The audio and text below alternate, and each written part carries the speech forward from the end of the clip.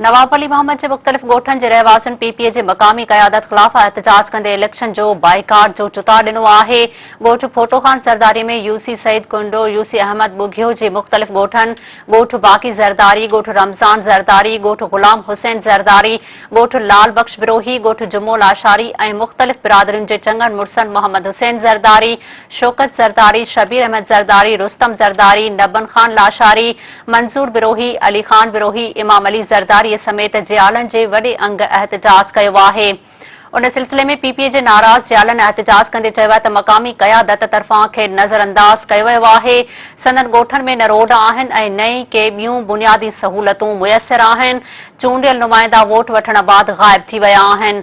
हुननि वधीक चयो आहे त हाणे आज़मायलनि खे न आज़माइबो ऐं बलदियाती चूंडूं या आम इलेक्शन में साॻियनि उम्मीदवारनि खे वोट न ॾिनो वेंदो।